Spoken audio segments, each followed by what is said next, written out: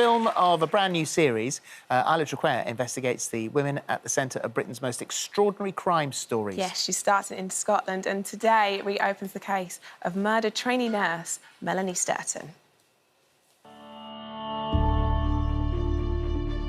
The true crime genre has exploded in recent years, with audiences of millions playing armchair sleuths to documentaries, dramatisations and podcasts. We sometimes forget these are real stories about real people, and the devastation for them continues long after the television is switched off.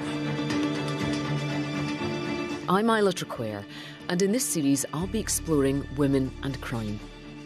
The victims, the accused, and the unlikely lovers.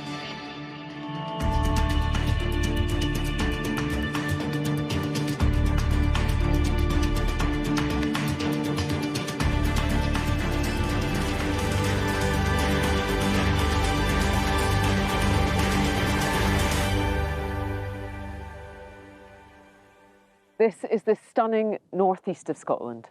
It's where I'm from and started my career. And the murder you're going to hear about was my first case as a young journalist, and it still haunts me more than 2 decades on.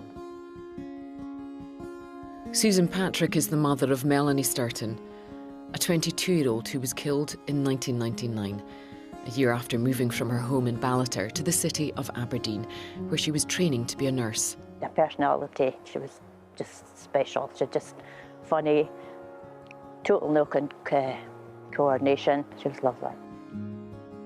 She started working as a carer when she was only 16. She did something incredible in her first week of work, didn't she? Yeah, she went there and there was a lady dying and she sat with her all the way through, and she did that quite often.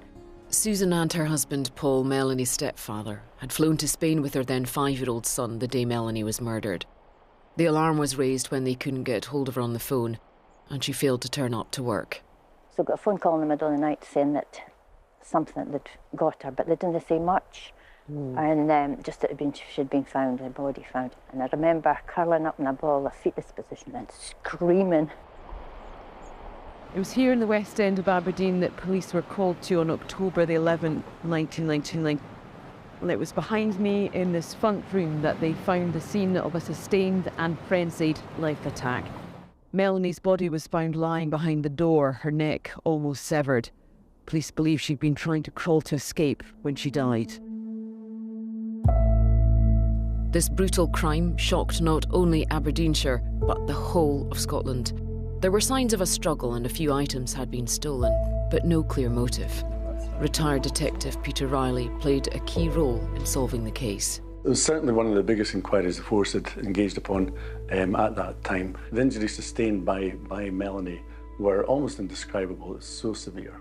Most of the injuries were caused by a sharp instrument, a knife or similar. And profilers concluded that in all likelihood this had been committed by a male, primarily because of the level of violence. The most significant injury was a cut to Melanie's neck, which was so severe it almost decapitated her.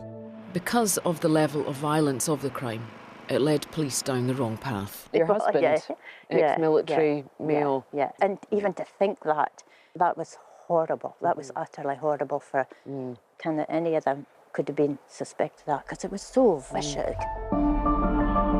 The breakthrough in the case came 10 days in when Susan passed on to the police that Melanie's bank card had been used hours after she was killed. Detectives tracked down the CCTV and were shocked to see it was a female.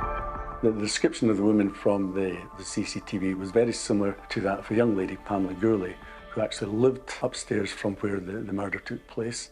And myself and my colleague had interviewed Pamela prior to this. She came over very convincing, she was very calm. She gave an explanation of where she was around the time of the murder, and we were accepting of her explanation at that particular time.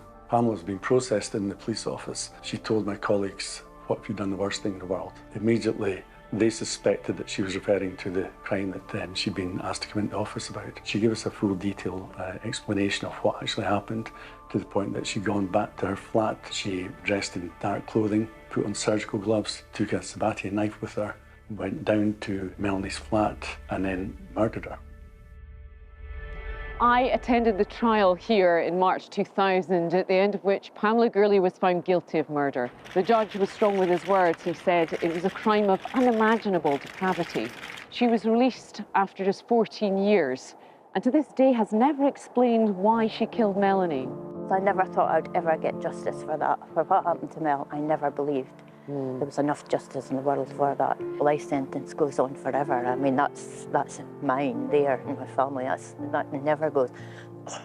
But hers carries on. What will Melanie's legacy be? Well, I think it will be the caring. It will be the caring, and she had a good sense of humour, a weird sense of humour, but she had a good sense of humour. I miss her, you know, I miss her. And it can't, no matter how long it is, you want them back. How stupid is that? You know, you just want It's not stupid. You just want her back.